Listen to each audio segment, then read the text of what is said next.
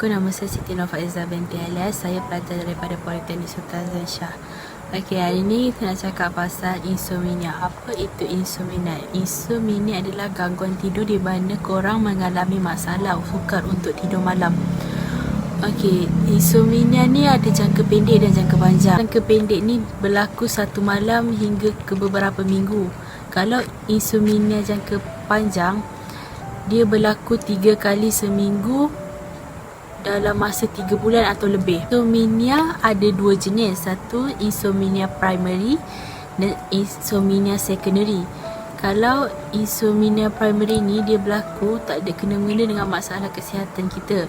Kalau insomnia secondary ni berlaku disebabkan masalah kesihatan seperti asma, kemurungan, kanser, darah tinggi dan lain-lain. Insomnia primary ni berlaku disebabkan peristiwa besar kehidupan seperti kehilangan pekerjaan, kematian orang yang dicintai, perceraian atau perpindahan.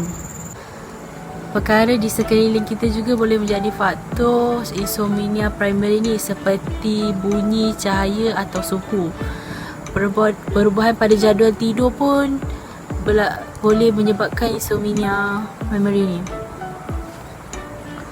Okey, insomnia secondary ni dia berlaku disebabkan masalah kesihatan seperti kemurungan, pengambilan ubat sesama, alergik, ubat darah tinggi, ubat asma atau ketidakselesaan pada waktu malam pun boleh menjadi punca insomnia secondary ni. Minum kafein juga menjadi sebab berlakunya insomnia. Mengelakkan kita mengalami insomnia, kita perlu tidur yang cukup dan masuk tidur tepat waktu dan bangun tidur pun tepat waktu. Lepas tu kita cuba untuk elakkan daripada tidur siang kerana tidur siang boleh mengganggu tidur kita pada waktu malam.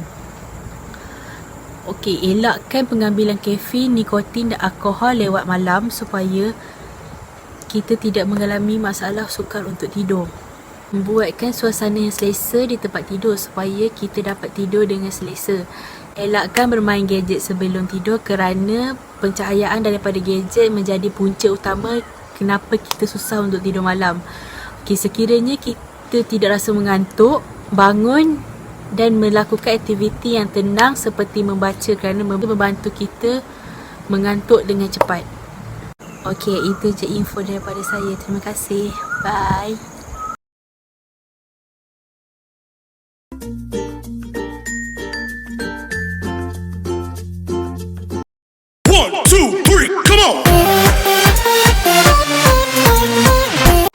Hai, Assalamualaikum. Nama saya Nurul Atika binti Azahari dan saya dari kelas DRM 5. Okey, saya nak cerita pasal boba tea atau orang selalu panggil boba milk tea kan. So, ramai sangat rakyat Malaysia ni sanggup beratur panjang semata-mata untuk mendapatkan secawan teh susu atau dikenali sebagai teh boba atau boba milk tea. Walaupun harga dia mahal, antara RM10 atau RM15 secawan, rata-rata penggemar tak kisah pun dengan harganya tu. Tapi disebabkan kuasa tular atau dikenali sebagai viral dan menjadi trend terkini golongan remaja sekarang.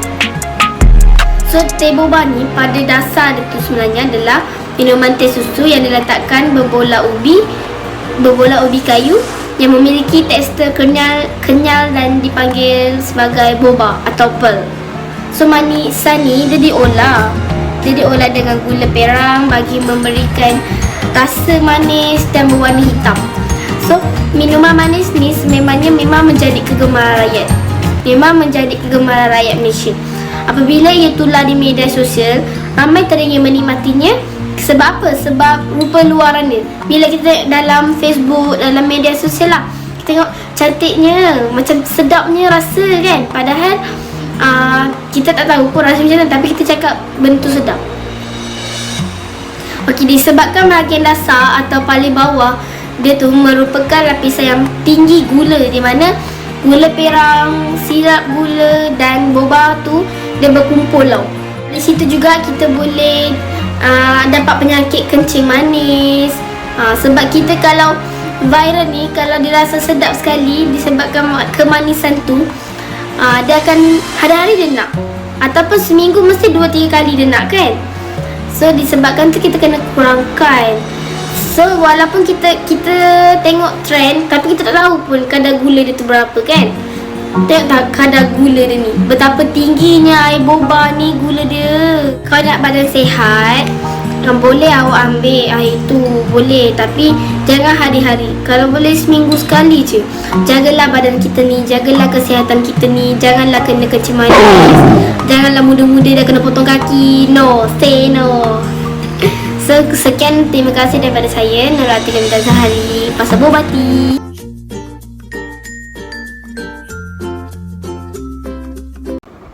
Hai, Assalamualaikum warahmatullahi wabarakatuh. Nama saya Farah Farhana binti Muhammad Ramli. Saya pada DRM5.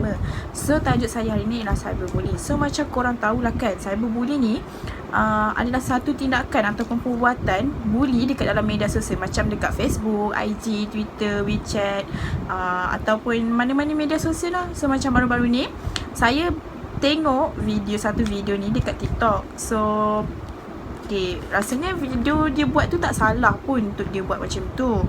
Sebab rasanya bagi dia itu adalah satu hiburan untuk diri dia sendiri. Tapi disebabkan dia post dekat dalam TikTok tu, so ramailah netizen yang akan komen macam ni. Macam mengatalah, dia kata badan besar apa semua. So bagi saya sendirilah tak patutlah untuk meneguh orang tu. Ataupun macam orang kata tak perlulah nak komen benda-benda macam tu. So kalau anda kata kalau nampak pun just diam, tengok, tak perlu pun nak komen-komen negatif macam tu. So macam lagi satu video ni pula, budak sekolah ni tak silap saya hari tu saya dah tengok, dia adalah budak pemulihan. Tak perlu kau nak komen macam benda buruk-buruk dekat dia. Just dia buat video, just dia cakap macam ni, comel tak, tapi ramai komen tak. So rasanya macam benda tu bagi saya memang tak patut lah buat benda macam tu.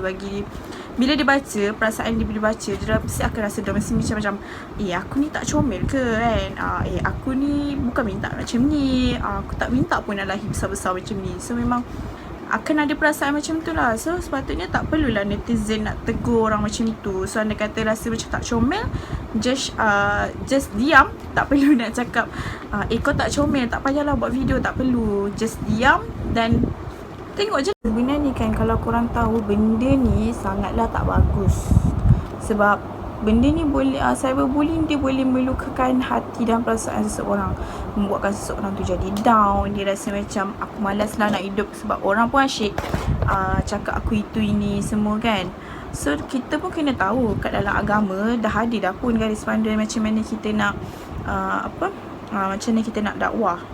So kita boleh je DM dia, ataupun kita boleh orang cakap up status. Korang kalau tak mampu nak orang kata berkata yang baik-baik, tak mampu nak bagi komen-komen yang baik, korang just doakan je lah dia yang terbaik. Tak perlu macam nak komen-komen benda yang buruk-buruk. Sebab benda tu kalau korang maki ke komen benda buruk pun, takkan at the end dia takkan jadi apa-apa. Dia takkan merubah apa-apa, melainkan kalau korang sendiri yang tegur dengan cara baik atau mengikut garis panduan dakwah yang betul, mungkin cara itu akan berkesan. Okay, so itu sahaja kot pandangan saya.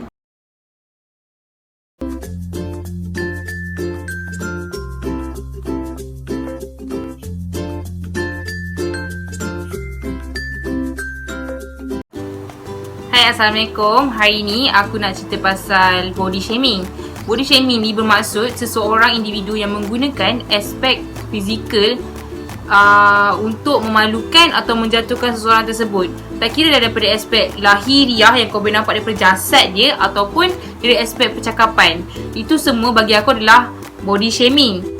Walaupun antara keluarga, rakan-rakan, kita anggap benda tu gurauan je, tapi tahap perasaan seseorang tu ada limit dia. So kita naklah cross the limit untuk seseorang tu. Antara stereotyping yang orang selalu kasih dekat aku adalah, Wafa bila nak kurus, Wafa kalau kau kurus lagi cantik. Itu adalah salah satu stereotype yang orang selalu kasih dekat aku. Tapi itu semua berlaku pada zaman sekolah menengah je. Lepas di sekolah menengah tak ada berlaku macam tu sangat. Macam sekarang masih ada, tapi tak sebanyak masa zaman dulu.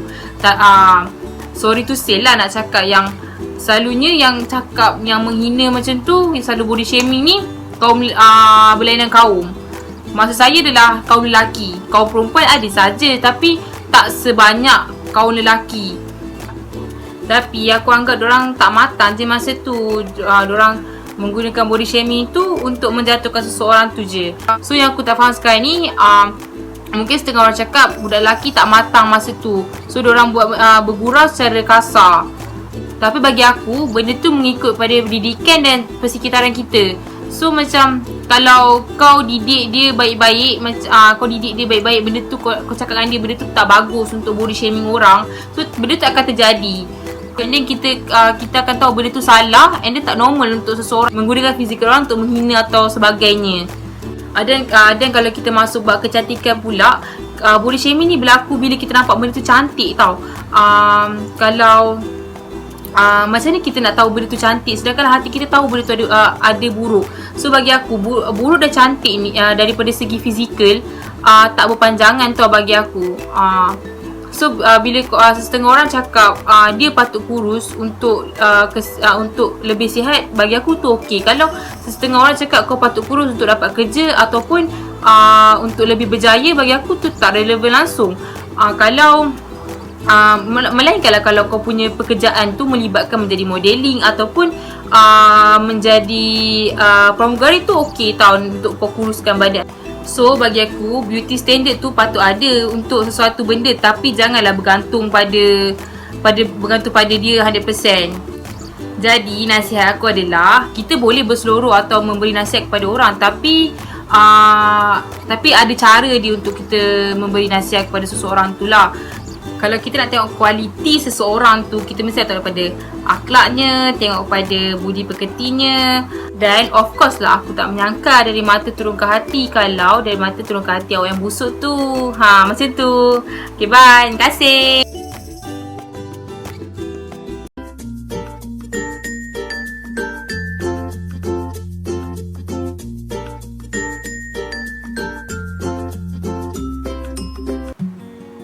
Okay, hai. Hari ni aku nak cakap pasal 5 faktor yang menyebabkan kesukaran tidur malam. Yang pertama, bermain telefon bimbit. Sinar biru daripada telefon bimbit boleh merangsang aktiviti otak dan mengurangkan hormon melatonin yang membantu untuk tidur. Jadi kepada student yang suka main handphone setiap malam kan, at least korang jangan main handphone 1 jam sebelum nak tidur. Sebab bagi badan korang bersedia untuk rehat dan untuk tidur. So korang tak akan ada masalah untuk tidur pada malam. Yang kedua pula, mengambil ubat tertentu. Beberapa ubat dan suplemen boleh menjejaskan kualiti tidur seseorang. Sesetengah ubat tahan sakit pula boleh menyebabkan ketidakselesaan perut sehingga dapat mengganggu kualiti tidur pada waktu malam. Jadi sebelum korang nak ambil ubat ke apa ke kan, korang berbincanglah dengan doktor tu kesan sampingan ubat tu dan waktu bila yang sesuai untuk makan ubat tu, supaya pada waktu malam tidur korang tak terganggu. Okay, yang ketiga pula, makan makanan yang berat. Badan kita ni tak akan rasa selesa bila kita dah makan makanan yang berat, lepas tu kita nak tidur. So badan kita tak akan selesa. Contoh makanan yang berat ni adalah makanan makanan pedas, makanan yang berlemak. Sebab apa? Sebab dua kategori makanan ni akan menyebabkan kesukaran untuk pencernaan. So elak sebelum nak tidur tu, elakkanlah makan benda-benda yang macam ni, benda yang pedas dan berlemak, supaya badan korang, supaya perut korang boleh proses makanan sebelum tidur. Yang keempat pula, caffeine. Sebagai contoh caffeine, macam yang korang tahu, teh, kopi, dua tu lah yang aku tahu. Lepas tu sebab dua ni, teh dengan kopi ni, dia punya caffeine sangat kuat. Jadi kalau boleh, elakkan minum teh dengan kopi ni 6 jam sebelum nak tidur, supaya badan korang boleh tidur lah. Yang kelima pula, kurang bersenam. Senaman aerobik sudah terbukti boleh mengurangkan stres seseorang dan sekaligus dapat meningkatkan kualiti tidur. Sebab kalau kita bersenam kan, kita boleh hilangkan stres dan lupakan masalah. So kita tak ada masalah untuk tidur. Macam sebelum tidur fikir pasal masalah ke, tak ada. Aktiviti bersenam ni pula dibuat sekurang-kurangnya 20 hingga 30 minit. Kalau boleh luangkan masa setiap hari lah untuk bersenam ni. Sebab memang memang kalau bersenam boleh meningkatkan kualiti tidur seseorang. That's all. Bye.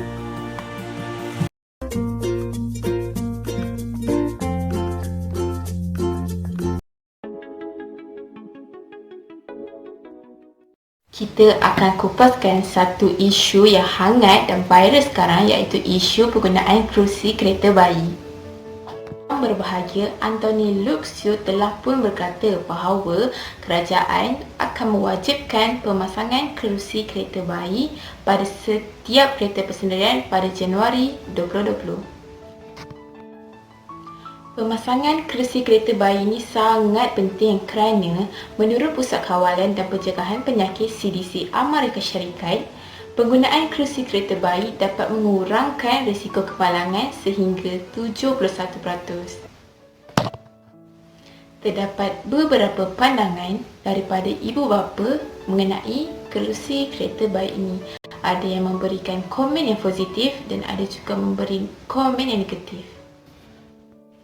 Terdapat segelintir ibu bapa yang enggan membeli kerusi kereta bayi ini kerana kos yang agak mahal yang beranggaran RM200 ke atas walaupun membeli di online. Terdapat banyak ciri-ciri yang perlu dipertimbangkan oleh ibu bapa sebelum membeli kerusi kereta bayi ini. Saya akan bagi ciri yang paling penting yang ibu bapa selalu lega. Ibu bapa mestilah memastikan kerusi kereta bayi ini mengikut kesesuaian saiz dan ketinggian anak. Ibu bapa mestilah memastikan setiap kerusi kereta bayi ini memenuhi piawaian keselamatan ECE R44/04 dan ECE 129 bersama label QR MIROS yang dibenarkan digunakan di Malaysia. Ibu bapa yang tidak memenuhi piawaian keselamatan ini akan didenda RM300 oleh pihak JPJ. Jadi, kesimpulannya, penggunaan kerusi kereta bayi ini sangat penting kerana dapat mengurangkan risiko kemalangan kepada bayi. Jadi, ibu bapa jangan ambil remeh pasal benda ni, okey? Bye. Assalamualaikum.